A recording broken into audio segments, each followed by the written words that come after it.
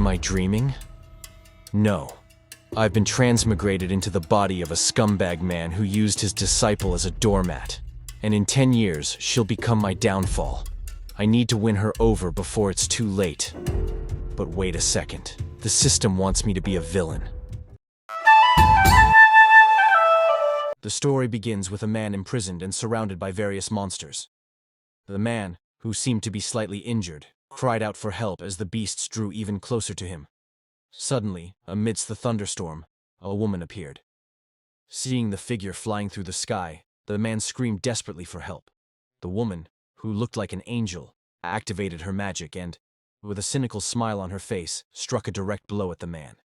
She leaned in close to his ear and said it had been a long time since she last saw him. Stepping on the man, she called him master and declared that his disciple was here.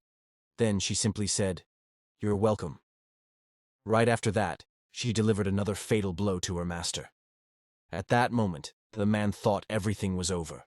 However, he began to remember that he was originally the young master of the Su family in the realm of the immortal gods. He was a child of destiny, admired by thousands. He had conspired with the sacred maiden of the demonic abyss and betrayed the divine realm, becoming a hunted man. He fled to the lower realm, hid within the immortal Sword Cloud sect, and became a carefree elder. The man found all of this very strange, as those memories didn't seem to be his. Even so, he felt it didn't matter anymore, since he wasn't even sure if he would survive. Then, he suddenly woke up. He quickly sat up, realizing he was truly alive. Looking at his own hands, he tried to understand what had happened. That's when he realized he had transmigrated. Not only was he in a new body, but he also possessed the original owner's memories for the next 10 years. At that moment, a woman appeared, calling him Master. She asked if he'd had a nightmare and offered to wipe his sweat. Upon seeing the woman's face, the man recognized Feng Wanqing, the empress who, within 10 years, would become cruel and ruthless, destroying the entire world. Now, he realized she was his disciple. He quickly refused her help. Feng Wanqing asked if she had done something wrong. Based on the original body's memories, the man knew that Chang treated Feng Wanqing merely as a cultivation cauldron. When the time came, Chang would use the dual cultivation method to absorb all her power. Until then, Feng Wanqing had to remain pure. For that reason, Chang was extremely opposed to her having any contact with other men. On that very day, the original owner of the body had found Feng Wanqing learning skills from an elder brother of another sect. Consumed by rage, he had punished her harshly. Observing the poor girl's injuries, the man thought about how pitiful she truly was. Suddenly, a small fairy appeared before the protagonist. This was the system, which had been awakened because the host had felt empathy for the girl. However, as the host of the scumbag system, the protagonist was strictly forbidden from feeling pity for Feng Wanqing. A mission then appeared, stating that Feng Wanqing had made a mistake and that the host had to punish her within 3 minutes. The reward for completing the mission would be 100 system points and 10 advancement pills. The penalty, if he failed, would be the loss of 10 points, a drop of 2 cultivation levels, and physical castration. A warning message popped up, informing that the host's initial points were 100, and if the points reached 0, the system would automatically be unbound, and the host would die. The protagonist, confused, asked what kind of system this was, since it was forcing him to become some kind of cruel and overpowered villain. He also questioned what the hell physical castration even meant. He went on grumbling that the damn system had no conscience. At that moment, Feng Wanqing tried to say something to her master, but the protagonist was only thinking that, despite being the disciple of a distinguished elder, Feng Wanqing had a very low cultivation. She was only in the early stage of qi refinement. Moreover, she had no techniques, and her martial arts skills were useless. The protagonist concluded that the previous owner of that body hadn't taught her anything. The system reappeared, warning that the mission timer was running out. Annoyed, the protagonist complained that the system was too noisy and told it to shut up. Without realizing it, he struck Feng Wanqing with a blow, sending her flying to the other side of the room. Feng Wanqing fell to the ground, and the protagonist, coldly, said that since a mistake had been made, a punishment must be applied. He then threw a technique manual toward the fallen girl. He continued, saying that Feng Wanqing had secretly consulted an elder brother from another sect to learn the martial arts of the disciplinary hall in secret. Therefore, her punishment would be to copy that celestial-level technique, highly valued by her master for years, 10 times. Upon picking up the book, Feng Wanqing was startled to recall that the entire Jianyun immortal sect possessed only 2 celestial-level techniques, and now her master was actually letting her copy one of them. She wondered if this was really a punishment.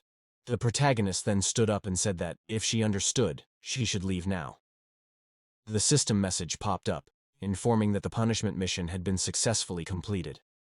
In addition to the promised reward, the protagonist had also received a card that allowed him to emit a powerful aura for 1 hour, limited to once per day. Irritated, the protagonist turned away, thinking that by using a bug in the system, he had managed to outsmart it. A few minutes later, outside Su Cheng's quarters, Feng was about to leave. She thanked her master for the punishment and the reward.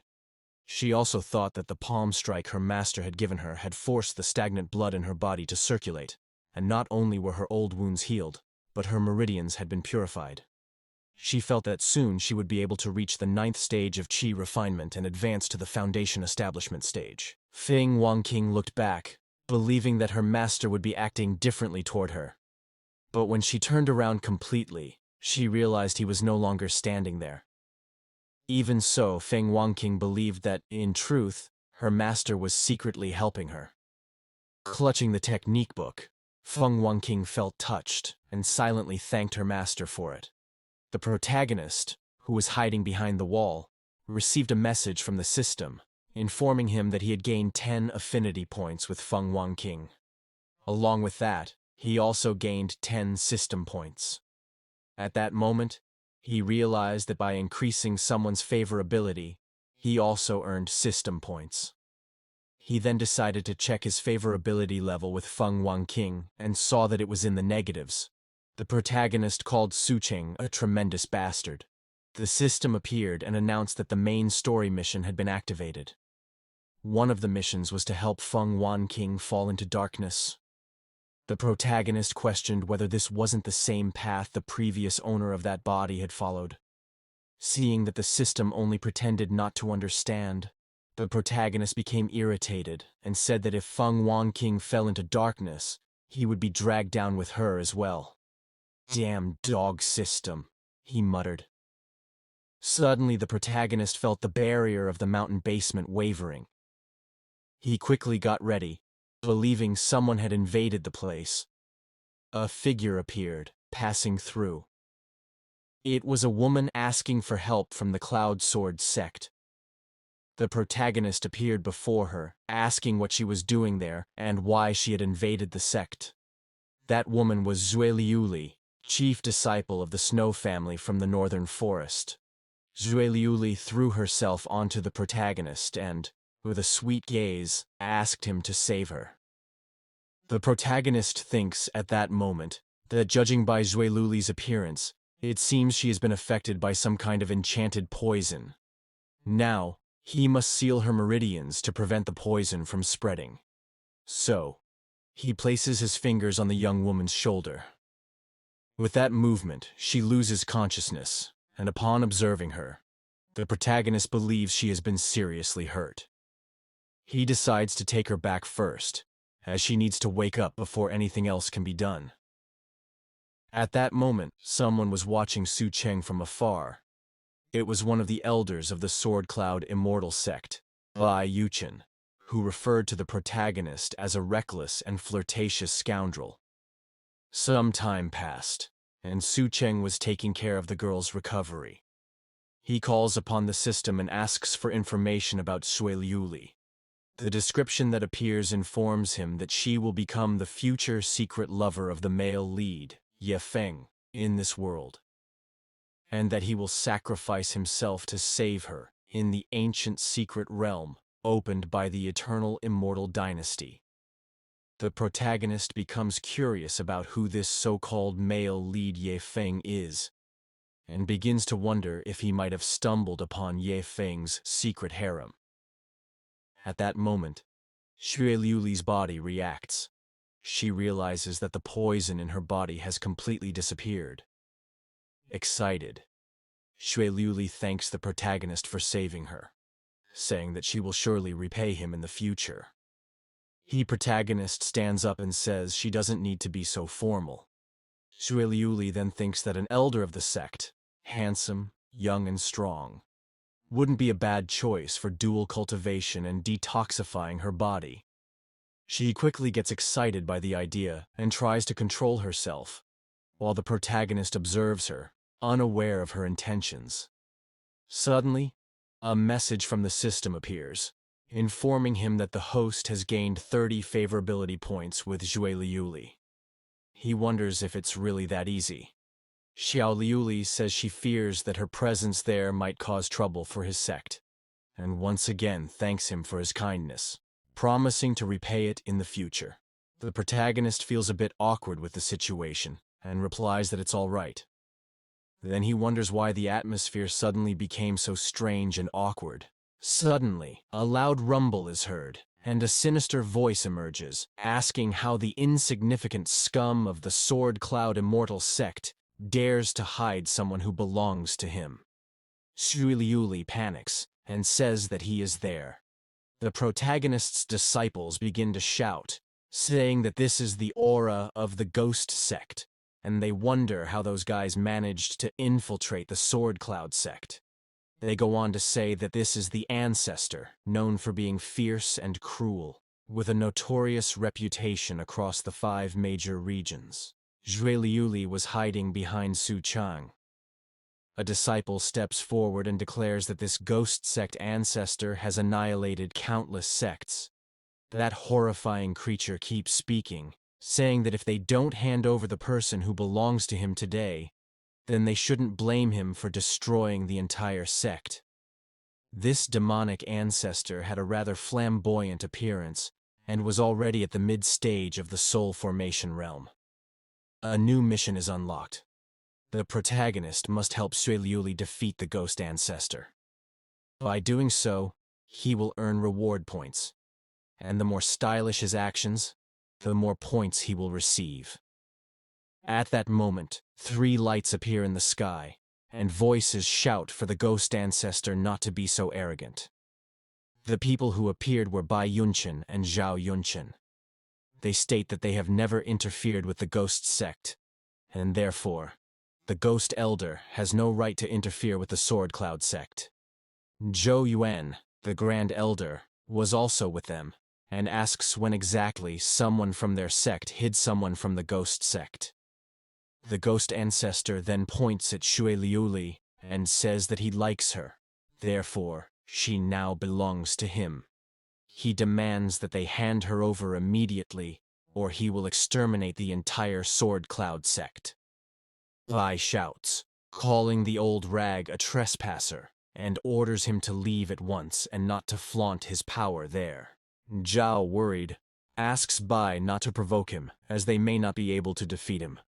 He suggests simply handing over the person and ending it quickly.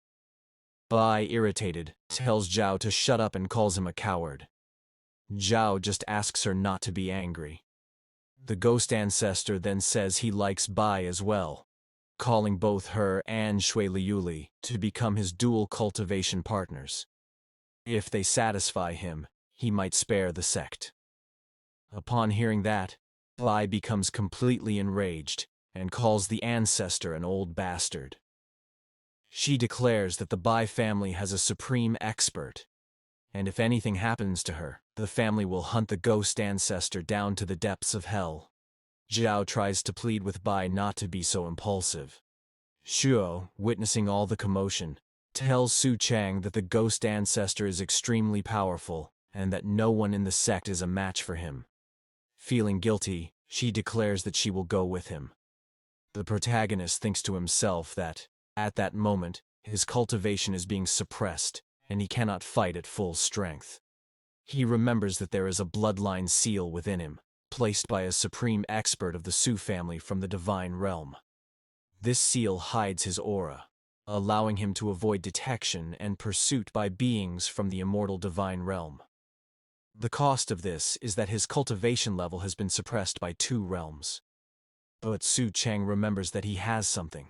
He steps in front of Shui Liuli and says that if he saved her only to let her die again, how would the world view the immortal Sword Cloud sect? The protagonist continues, stating that his sect is under the protection of powerful cultivators, and that a mere expert of the soul formation realm is nothing to fear. The ghost ancestor declares that everyone in the immortal Sword Cloud sect is a bunch of reckless and blind fools, as a mere nascent soul dares to play the hero and try to save a beauty.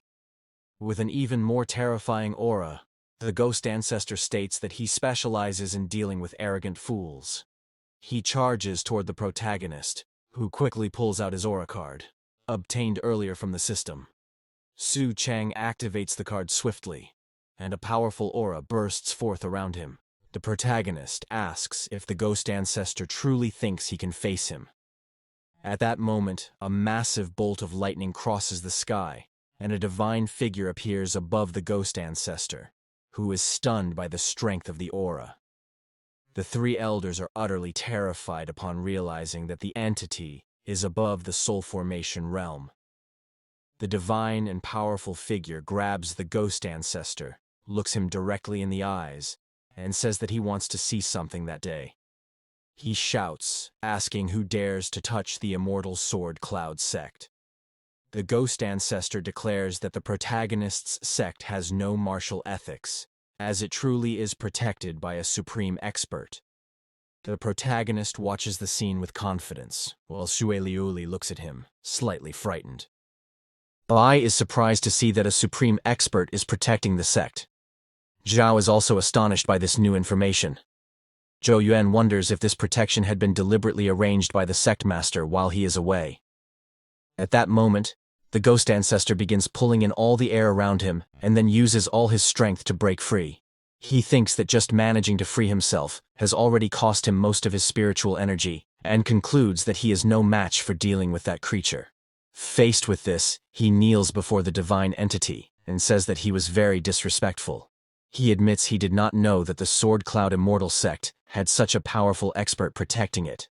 He goes on to say that he was reckless, for with that lord present, he would never dare attack the sect. The old man then looks toward Shui and declares that his only objective is to retrieve an item of his.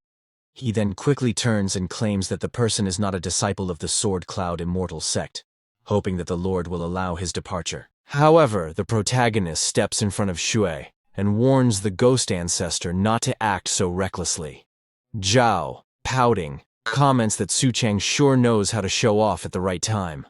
With the supreme expert present, the ghost ancestor would never dare to be reckless. He just needed to show up and do his little performance. The ghost ancestor, irritated, prepares an attack and shouts that a mere half-baked cultivator dares to try to stop him. Just as he is about to strike the protagonist, a shield appears in front of him. Chang smiles and says he was merely giving the old man a chance, concluding that the old man is truly useless. The saint who protects the protagonist's sect activates his power and launches a powerful flame attack toward the strange old man, hitting him directly and completely incinerating him. The saint approaches the protagonist and declares that His Highness is suppressing his cultivation level and that he is at his disposal. The protagonist simply thanks him and tells the saint that he may take his leave. Zhao, upon witnessing the scene, is shocked to see that the supreme expert actually bowed to the protagonist. Nervous, he smiles and comments that Chang is truly impressive and not an ordinary person. Bai remarks that, in fact, he still prefers the rebellious version of Chang from the past. The old ghost ancestor, collapsed on the ground, declares that he was blind and failed to recognize Chang's greatness, and because of that, he offended him. He then begs for his life, promising that from now on, the ghost sect will be entirely at his feet, obeying his every command. The protagonist, however, orders the old man to leave. The ghost ancestor quickly gets up, frightened, and thanks the protagonist. However, as he is running away, The protagonist prepares an attack, and with a precise lightning strike, Chang eliminates the ghost ancestor in one blow. He says that the members of the ghost sect have committed many crimes and show no respect for human life, and concludes by saying that those bastards dared to think they could serve him. Zhao gets excited and praises the protagonist, beginning to flatter him. Bai doesn't hold back and reminds Zhao that he had called the protagonist a show-off. Bai continues recounting everything Zhao used to say behind the protagonist's back, and the two begin to argue. Meanwhile, Feng Wanqing observes everything from afar, relieved and very proud that her master has reached such a realm. She then wonders if she will ever be able to catch up to her master. At that moment, the system appears, congratulating the protagonist for completing the mission. Since Shu's favorability increased by 30 points, her current favorability is now 75. She is emotionally involved with the host, which directly affects her relationship with the male protagonist, Feng. Upon reading this, the protagonist remembers that, in a few days, a competition between sects will be held, and Feng, along with other important characters, will be present. Realizing that his disciple Feng Wanqing is still at a very low level, he sees that he needs to think of something to change that. The next day, the protagonist and Feng Wanqing were walking around. She asked what the master wanted to talk to her about. Chang explained that he had a friend from the demon clan who, to avoid any trouble, was hiding in that place. The protagonist went on to say that he brought Feng Wanqing there so that his friend could help her advance in her cultivation. Looking around, he wondered where she was. At that moment, a movement stirred in the water, and a girl scooped some water with her mouth and splashed it toward the protagonist. Chang then asked if that was supposed to be funny. She was a snake girl who smiled excitedly upon seeing her old friend again. She said that if Chang stayed with her, he would become the Dragon King. The protagonist replied that he didn't care about becoming a Dragon King since it was obvious she was a snake. The girl called him silly and claimed she was a great dragon. Chang then got straight to the point. Pointing to Feng, he said he was there for another reason.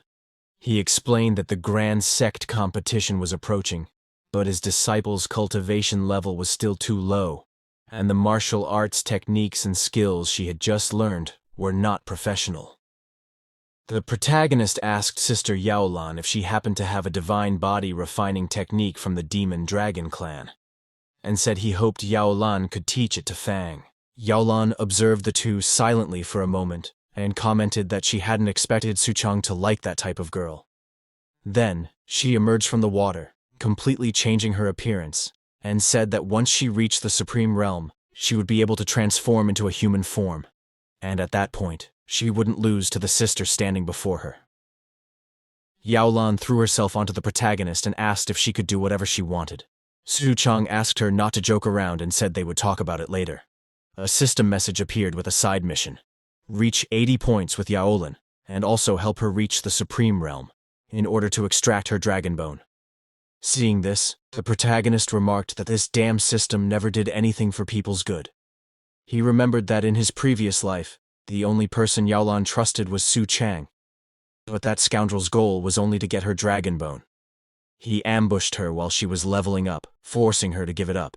The protagonist then ran off, saying he would leave his little disciple with Sister Yaolan, and asked Feng to listen to everything she had to say. Feng was startled by the protagonist's sudden departure. Yaolan grabbed Feng's arm and told her to stop. Feng asked what Yaolan was planning to do. Yaolan replied that since Feng's master had left her in her care, she should obey everything Yaolan said. Otherwise, as a weakling, she'd be left behind by her master. Then, Yaolan told Feng to take off her clothes, saying it would be better that way to absorb the essence of demon dragon blood and refine her body. Yaolan assured her she wasn't a man, and that Feng didn't need to worry about her purity. Even though she was embarrassed, Feng thought about her master and began to obey Yaolan just for his sake. She believed she would become strong because of him.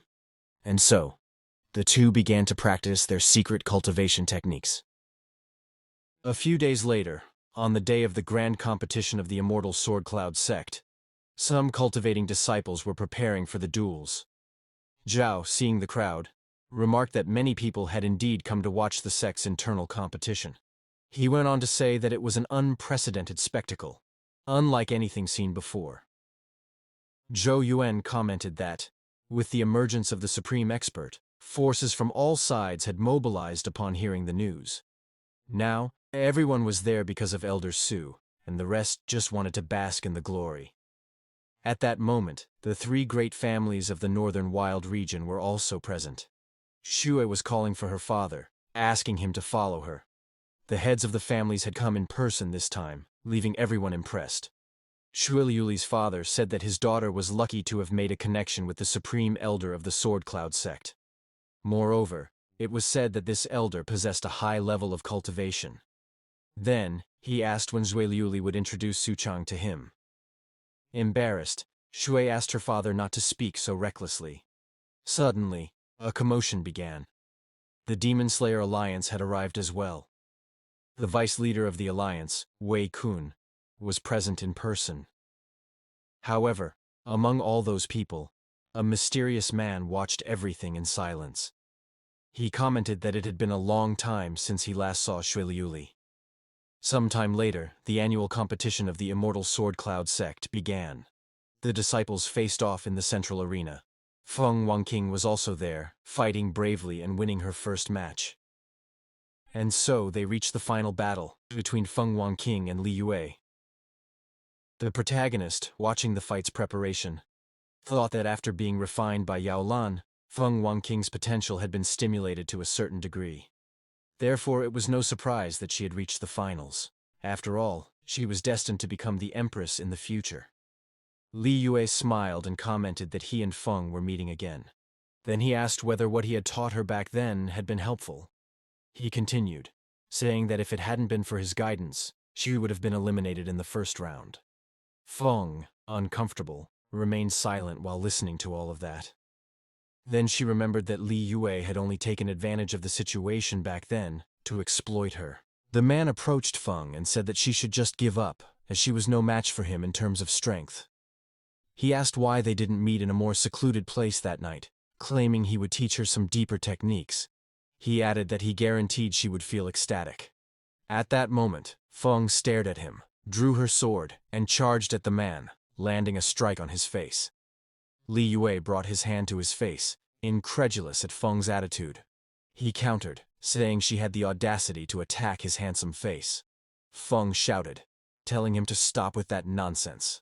Wei Kun, who was watching the fight, sensed a familiar demonic scent coming from Feng Wanqing. Even if it was faint, he wouldn't be fooled. The protagonist then thought that Feng Wanqing's scent had reached that idiot's nose, and wondered if this would mark the beginning of her descent into darkness. Zhou Yuan commented that Feng had been a very discreet disciple before, but in just a few days had shown incredible progress. He concluded by saying it seemed that Elder Su had put a lot of effort into her. Bai simply shrugged at this. Feng continued her frantic fight against her senior brother. Li Yue wondered how that girl had improved her cultivation level so much in such a short time. He didn't want to lose to her, because if that happened, he wouldn't be able to show his face again. So, he prepared an item in his hand and attacked Feng directly. Feng used her sword to defend herself but noticed that Li Yue was hiding something in his other hand. She wondered if it was a weapon. The man prepared for another sudden attack, but Feng managed to strike the small blade, shattering it into several pieces. Taking advantage of a gap in Feng's defense, Li Yue lunged forward with his sword, shouting that she was finished. However, Feng managed to dodge at the last second, and landed a direct kick to the lower parts of that cursed man. Then, she quickly jumped back while Li Yue collapsed to the ground like a sack of potatoes. People around them commented on the scene, saying such an action could harm the future of their fellow disciple. The discussion started turning against Feng for having made such a questionable move. However, despite the controversy, Feng Wanqing was declared the champion of that year's competition. Feng only thought that she had finally not disappointed her master. The protagonist, looking at her, said, "Not bad at all." But at that moment, a storm began to form in the sky, leaving the protagonist very confused. A giant dragon started to emerge from within the storm. A voice echoed, laughing intensely, saying that the immortal Sword Cloud sect had disciples who used underhanded tactics and dirty moves, and that it was all very entertaining. The voice continued, commenting on the large number of people gathered, and then asked if they were all there to welcome him. Zhao, terrified, said that the demonic aura might belong to the crown prince of the demon clan, Mo Daotian. Zhou Yuan asked why such a person would be coming there. Xue Liuli's father said that this man held the third position on the Heaven and Earth demon list, a truly ruthless being against whom there was no chance of victory. Another sect leader questioned what was going on. That mysterious individual from before appeared again, surrounded by a dark aura. In that moment, he thought that the one he had been waiting for had finally arrived. The immense dragon was still forming in the sky, and a humanoid figure appeared on its head. This man declared that the grand sect competition was happening that day, and that he was sure there would be great prizes. As crown prince, he was quite interested, and then asked what he should do next. Zhao, somewhat confident, tells everyone not to fear, for the sect has a protective barrier, and the enemy will not be able to breach it. However, the young demon lord Mo Daotian simply passes through the barrier with ease, leaving Zhao completely shocked. Mo Daotian smiles and comments that the barrier is very weak. It's a joke. Like a black lightning bolt, Mo Daotian descends from the sky in front of Feng Wanqing, who watches in fright, trying to comprehend what has just happened. Then the demon begins a 10-second countdown and orders the irrelevant people to get out of there quickly. A system message appears for the protagonist. It is the notification of a new mission, asking him to prevent the young demon's entry into the sect and defeat him in front of everyone. Upon reading this, Su Chang complains that that damn system is causing trouble again.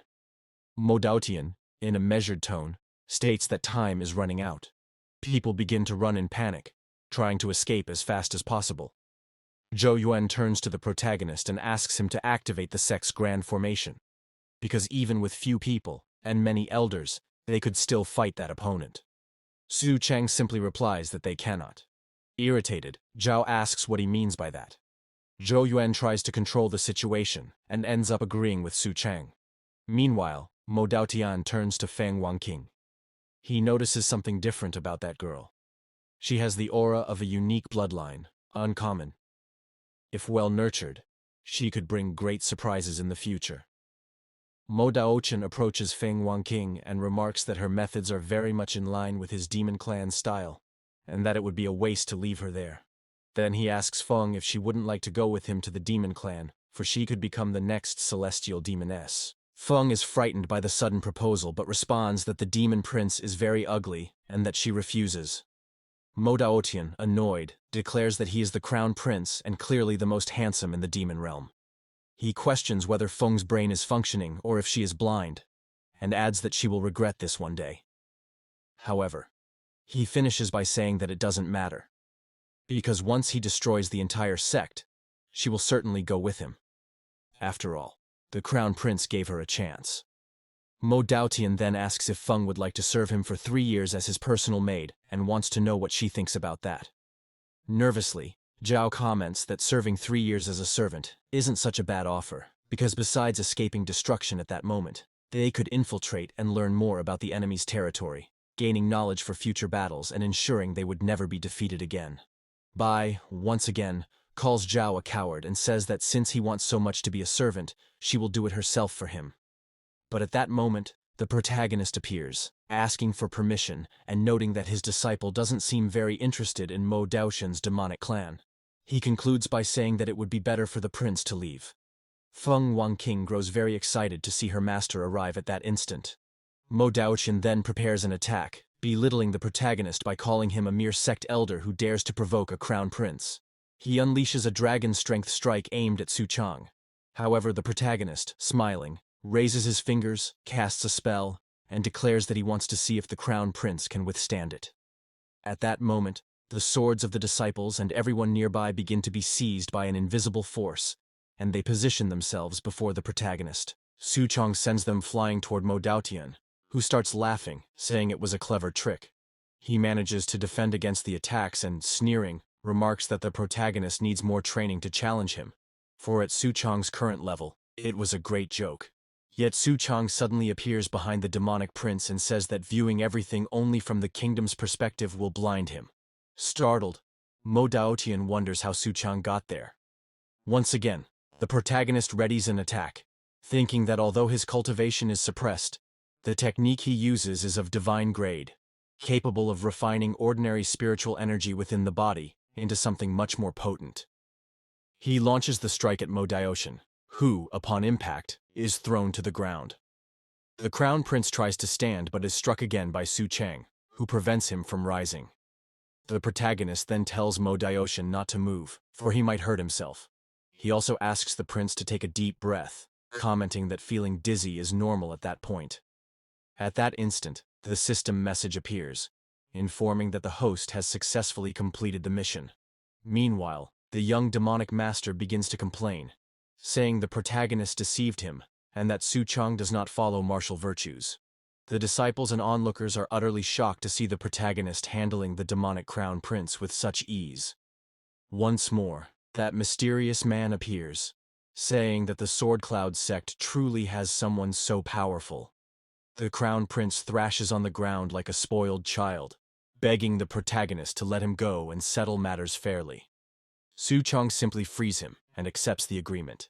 Mo Daotian quickly stands up, complaining that all his clothes are torn and declaring he will not fight anymore that day. He concludes by saying that if the Sword Cloud sect offers 2 celestial-level techniques as compensation, he will pretend that nothing happened. Su Chang laughs and asks if this is some attempt to relieve the shame Mo Daotian just suffered. The prince responds that his battle attire is a rare fashion piece, handcrafted by a famous regional artisan, so offering 2 celestial techniques would be a very generous offer. Suddenly, the mysterious man appears behind Mo Daotian and throws 2 chains toward the prince. Su Chang is left speechless at the sight, while Yuan, Zhao, and Bai are equally stunned. Mo Daotian tries to turn and asks who the bastard was, who attacked him sneakily. Seeing the figure before him, Su Chang thinks he's finally arrived. The male protagonist established in that world. The formidable rival of the protagonist. The blue dragon heaven's chosen of the sacred land, Feng. Mo Daotian says that one thing is not being able to defeat Su Chang, but that bastard actually thinks anyone can come and attack him. Feng merely remarks that the prince is making too much noise. He then yanks hard on the chains, dragging Mo Daotian with him, and delivers a kick to the demonic prince, who falls to the ground awkwardly. At that moment, Feng begins to remove the cloak that covered his face, revealing his presence to everyone there. Yuan is startled to see Feng, as is Xue Liuli's father, who recognizes him as the candidate for Holy Son of the Azure Dragon Sacred Land. He then asks how Feng could be in that place. Bai and Zhao bow to Holy Son Feng, and the heads of the great families also bow, greeting the male protagonist of that world. Feng thanks everyone for their cordiality. Zhao steps forward and says that if they had known the Holy Son was present, they wouldn't be in such a lamentable state. Then Zhao asks what brought the Holy Son there. Feng replies that this is a task from the annual evaluation of the Holy Son of the Sacred Land, and that Mo Daotian is the target. He explains that he is there to capture him.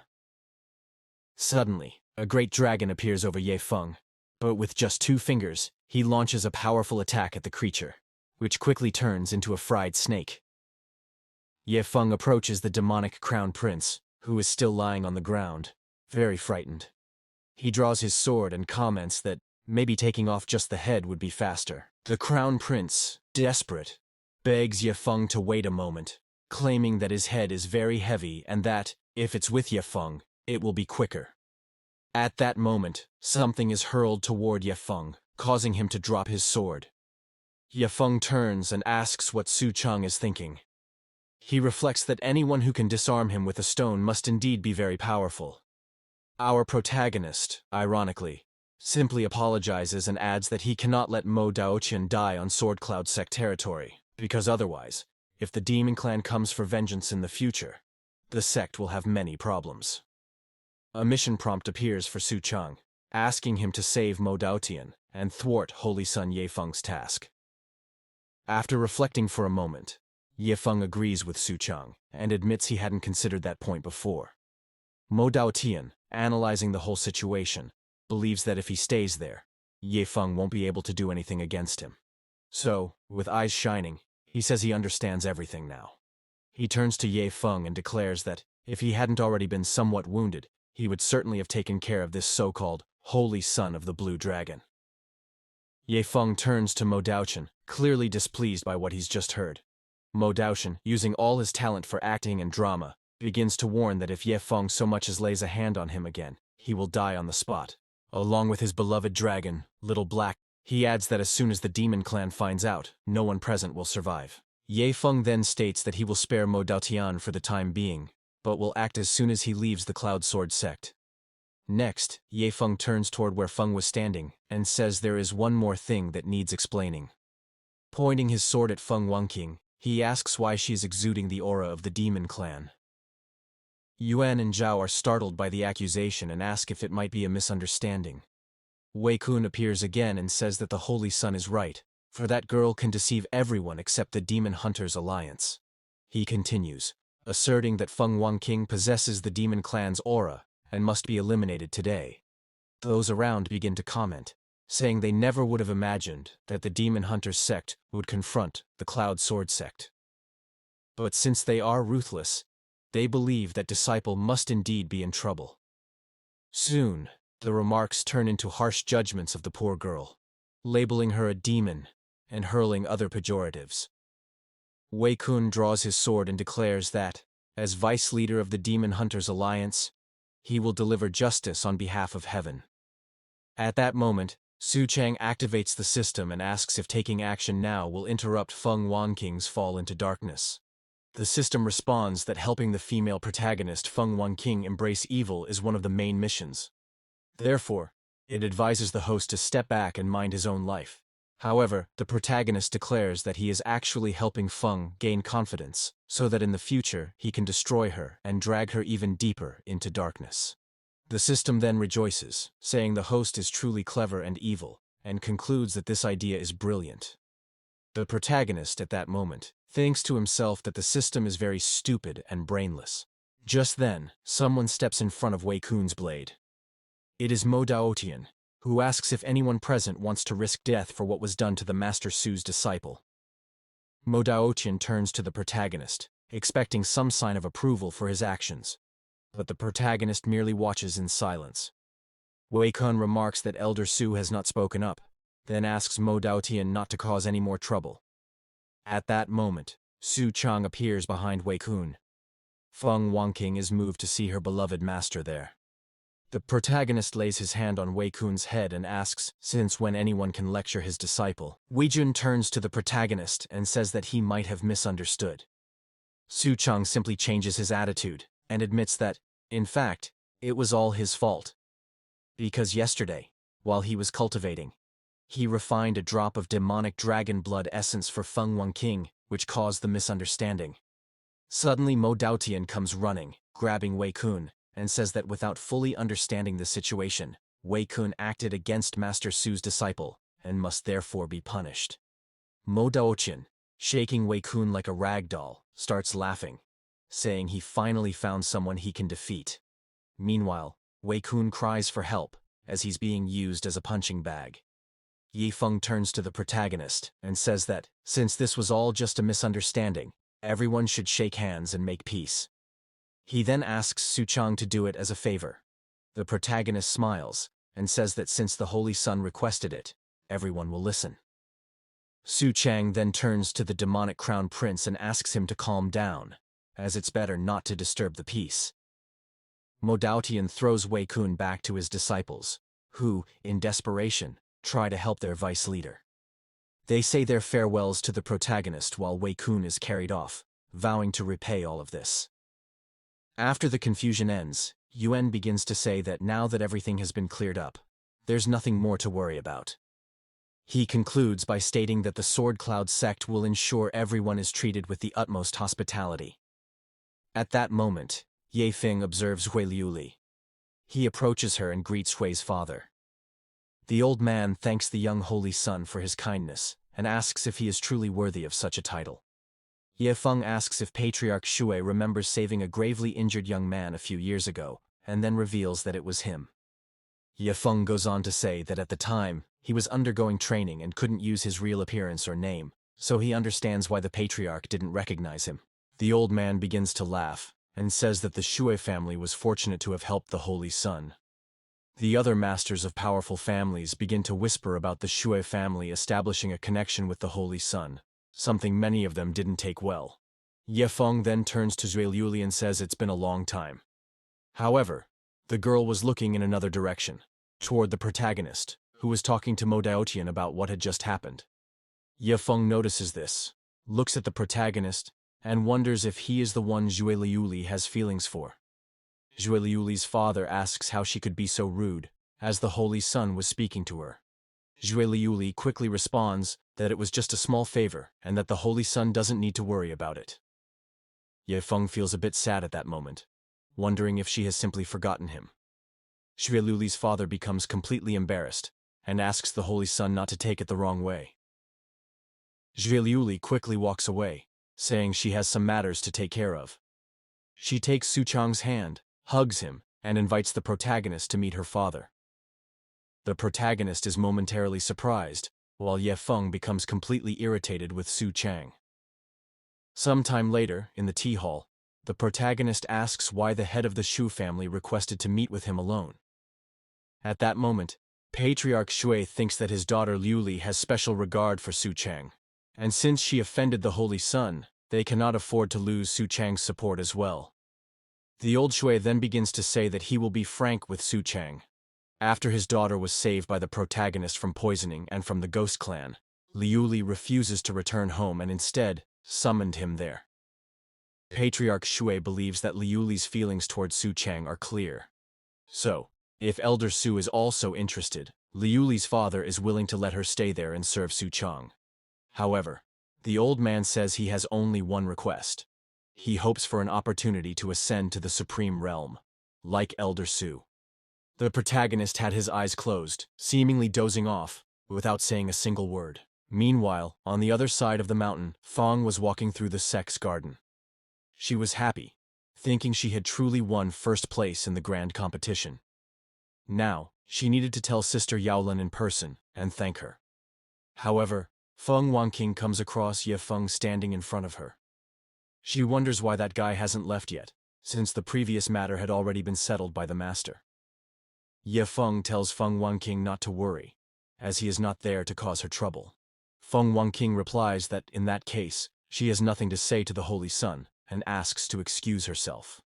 But Ye Feng puts his arm in front of her and asks if she has ever wondered why, despite her master being so powerful, he chose someone like her, so weak in cultivation, to be his disciple. Ye Feng continues, saying that Feng Wanqing possesses the phoenix body of the Nether Emperor from the ancient eras, carrying a trace of the bloodline of the 9 Empresses of Hell.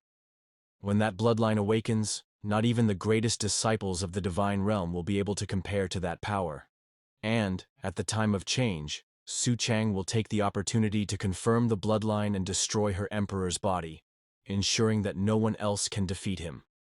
Ye Feng then raises his hand toward Feng Wanqing and invites her to go with him to the sacred land of the Azure Dragon, claiming he can help her awaken the bloodline within her. He finishes by swearing, in the name of the Holy Son of the Azure Dragon from the sacred land, that he will not betray her trust. Feng Wanqing responds that she thought the Holy Sun would be exceptional and wise, but didn't expect that Ye Feng would have his foolish moments.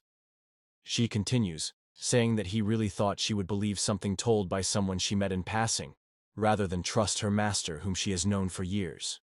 Feng Wanqing states that Ye Feng's plan to sow discord is far from intelligent, pushes his hand away, and bids him a quick farewell. Ye Feng lowers his head, saying that Feng Wanqing rejected his proposal. At that moment, a distorted figure appears, saying it had already warned that Ye Feng could have simply taken Feng Wanqing away, but he insisted on maintaining the reputation of the sacred land of the Azure Dragon. The creature goes on, claiming that people like Ye Feng think too highly of themselves and are very troublesome. Annoyed, Ye Feng simply tells the creature to be quiet. Meanwhile, Su Chang was standing at the entrance of the hall while Shui Liuli was walking up the stairs. She asked the protagonist what her father had said to him. Su Chang replied that her father had sold her to him. As the protagonist gently patted the girl's head, he asked what Xue Liuli thought they should do. The girl, a little shy, lowered her head and said that, if that was how things were, she would stay by his side and would no longer go anywhere else. Xue Liuli stepped even closer to the protagonist and stated that, ever since Elder Su had saved her, she felt in her heart that she belonged to him. The system appeared, announcing that Xue Liuli's favorability with a protagonist had surpassed 80. As a result, he received a reward for having completely destroyed the relationship between Xue Liuli and Ye Feng. Feeling a bit awkward, the protagonist thought that if Ye Feng wanted to blame someone, he should blame him. Or that damn system. Sometime later, on the other side of the mountain, a creature was telling Feng Wanqing to stop running and come with them to the sacred land of the dragon. It continued, claiming to be a fragment of an ancient divine weapon that had traversed the heavens and the earth for 3,000 years, but had never found a physique and bloodline so defiant of the heavens as Feng Wanqing's. The creature was about to reach her and said that if she came with them, they would ensure that she would rule the world in the future. Desperate, Feng Wanqing begged that thing to stay away from her. Seeing her refusal, the creature raised its hand and declared that it would have to use force. Feng Wanqing was surrounded by the evil spiritual energy emanating from the creature. She tried to resist at all costs, but at that moment, something caught the attention of the supernatural being. It was Mo Daotian, who had arrived and said that not even Ye Feng had dared to lay a hand on Su Chang's disciple, and that the ugly creature was very bold. The creature replied that the boy was indeed reckless, then withdrew, saying it would leave that matter to Ye Feng. Ye Feng told Mo Daotian that he had given him time to recover, but the crown prince was meddling in other people's affairs. Facing Mo Daotian, Ye Feng declared that it seemed he would now eliminate him once and for all. Terrified, Mo Daotian hid behind Feng Wanqing and said he was only there to protect Su Chang's disciple, begging Ye Feng not to act recklessly. He added that if Feng Wanqing were to get hurt, Master Su would not let it go unpunished. Ye Feng asked whether Feng Wanqing still hadn't understood the situation. He said that if Su Chang truly cared about her, she wouldn't be in that condition. Furthermore, he claimed that the Sword Cloud sect didn't have the resources to nurture someone like her. With a sad expression, Feng Wanqing asked him to stop lying, as she wouldn't believe any of it. Now with a more irritated and confident look, she declared once again that she refused to go with Ye Feng. The man became irritated by her rejection until a voice emerged, stating that Ye Feng was treating the Sword Cloud sect with great disdain. Feng Wanqing quickly brightened, recognizing her master's voice. Su Chang approached and declared that the sect would not be receiving Ye Feng that day, asking him to leave. The creature stated that if Su Chang truly did not intend to accept the young woman as his disciple, then he should not stand in the way of her rise to greatness. The protagonist stared at the creature for a moment, visibly annoyed, charged his energy, and rushed toward it, preparing an attack. Su Chang declared that a mere weapon fragment dared to rampage around uncontrollably, and then landed a direct blow on the creature. With an extraordinary aura, the protagonist declared that he would make sure to shatter that fragment completely.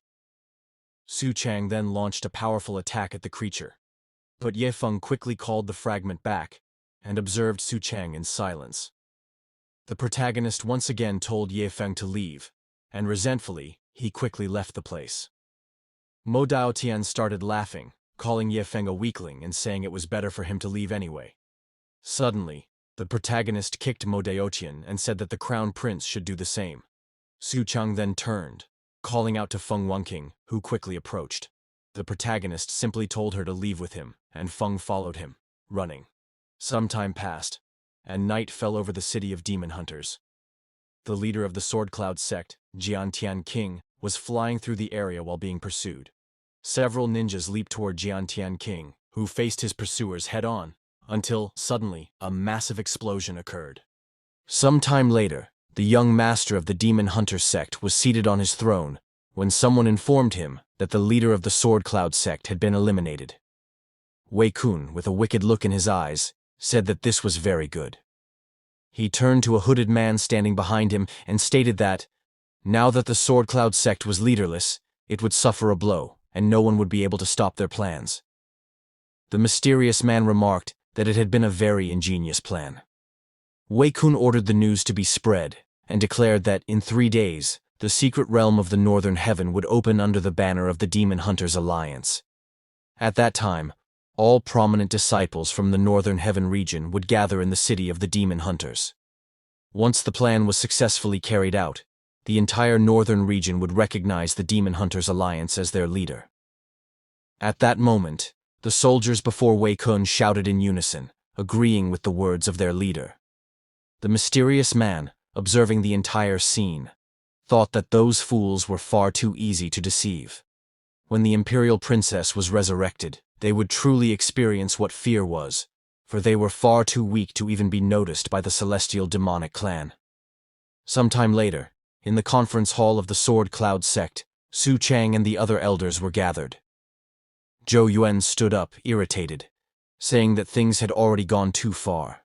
Just because the young master of the Demon Hunters had been humiliated, he retaliated by eliminating the master of the Sword Cloud sect. Bai commented that that fool Wei Kun could never have attacked the master alone. There must be other forces involved behind the scenes. In 3 days, the secret realm of the Northern Heaven would open in the city of Dragon Hunters, and there might be a connection between the two events. Zhao agreed with Bai, saying he had heard that the leader of the Demon Hunters Alliance, Wei Kun's father, had been in seclusion for many years and was close to reaching the Supreme Realm. Perhaps he had secretly left seclusion and was orchestrating everything. Zhao went on to say that, if they dared to eliminate the master, they must have already planned how to deal with the consequences. Zhou Yuan agreed with Zhao and said that this was clearly an attack against them. He then asked the protagonist what they should do. Su Chang, who had been listening in silence until then, stood up and declared that both from a personal and logical standpoint, the master's death must be avenged. Even if the Demon Hunter sect was filled with traps, they needed to act, for if they allowed themselves to be intimidated, they would be playing into the enemy's hands. And at that moment, they could not lose momentum. Su Chang continued, saying that in 3 days, the secret realm of the Northern Heaven would open. Even if it was a trap, it could also represent a great opportunity. Regarding the people of the Demon Hunters sect, the protagonist stated that he would deal with them personally. Zhou Yuan then said they would leave that matter in the protagonist's hands. Zhao commented that they could not be left without a leader, and he nominated Su Chang to assume the position, as the protagonist had the strength and the necessary prestige. Bai agreed, saying that if Su Chang accepted that heavy responsibility, no one would oppose it. Then, the 3 of them bowed to Su Chang as the new leader of the sect. The protagonist thought, at that moment, that the paths of justice and evil had become one. Some time had passed, and the protagonist was already in his dormitory. He believed that the secret realm of the northern sky was the first great opportunity after his rebirth. For all cultivators, it was a place they had to visit. Therefore, the protagonist believed he needed to be fully prepared. So, he took a look at the system's shop and exchanged 10,000 points for 2 supreme golems. After the purchase, the system congratulated the host for the acquisition and explained that, although these golems did not possess cultivation techniques or combat experience, the host would need to take care of them carefully in order to unlock their full potential. Su Chang stated that this would be easy, and then picked up 2 technique books, placing them into the 2 supreme golems, thus transferring the knowledge from the books to them. At that moment, Su Chang thought that, with cultivation and techniques in place, the next step would be to teach real combat experience and skill refinement. He then activated the soul control technique, stood in front of one of the golems, and took over its body. The protagonist, now wearing the supreme armor, called the second golem to accompany him. Somewhere in the center of the continent, a crack appeared in the sky. It was the protagonist passing through with his golem. He positioned himself above the divine sect of the spirit of Miradia, and remarked that causing trouble there wouldn't have much of an impact, since that sect was far from the northern region. However, the local residents, frightened, began to shout that an enemy attack was about to begin. The master of the Miradia sect quickly appeared, asking who dared to invade the territory of his sect with such a threatening aura. He then ordered the enemy to be captured. Su Chang thought he had nothing against those people, but he needed someone to practice combat with. Meanwhile, in the protagonist's dormitory, someone opened the door to his room and saw his sleeping body. It was Zhui Liuli, who entered with a smile, calling out for Elder Su. Returning to the battle scene, the local cultivators were attacking the two golems. The fight was extremely intense, and the protagonist was fiercely battling his enemies. The confrontation was so fierce that the cultivators could barely defend themselves. The soul of the protagonist, which was inside the golem, felt extremely excited by all that extraordinary combat power. The cultivators shouted that this was not good at all, and so the protagonist launched a powerful attack on them, eliminating all of them at once. Some time passed, and the protagonist felt satisfied, for now that he had destroyed an entire sect, his golems had gained experience in real combat. Then, he declared that only one step remained. He flew at high speed, raised his finger, and asked for the ray of Maradia to assist him. A powerful lightning bolt appeared in the sky and struck the two golems directly, and they absorbed the power of the divine lightning. After a while, the soul of the protagonist returned to his body. Shui Liuli was excited that the protagonist had finally returned, and Su Chang commented that he had been solving a problem, but now Liuli was keeping him busy again, and for that, he would have to punish her. Thus, the night became heated in the Sword Cloud sect. 3 days later, in the city of demon hunters, many cultivators began arriving. The members of the Sword Cloud sect also arrived. It was then stated that Wei Kun had attacked the leader of the Sword Cloud sect without any justification. Bai shouted that they would not let Wei Kun get away with it. Wei Kun began to laugh and claimed that the Sword Cloud sect was now performing dishonorable acts without any discretion, questioning how they still had the audacity to interrogate him. Furthermore, Wei Kun pointed at Yaolan and said they were still parading around with a demon. He declared that Jin Tian King and his disciples were conspiring with the demon clan, and that this serpent was proof of it. He then decided to enforce justice in the name of the heavens. Bai, looking at Yaolan and Su Chang, thought that ever since he had taken the position of sect master, that serpent demon who once hid in the mountains felt free to appear. But since Su Chang protected the sect, no one dared to say anything about it. Su Chang told Wei Kun that a clear conscience fears no accusation. He then explained that Miss Yaolin was an old friend and had nothing to do with the immortal Sword Cloud sect. He went on to say that if Wei Kun continued opposing them, then the protagonist would see it through to the end. When the journey to the secret realm ended, Su Chang promised to settle the matter with Wei Kun properly. Wei Kun laughed and said he had been waiting for Su Chang, and that if he hadn't shown up, Wei Kun himself would have gone to him.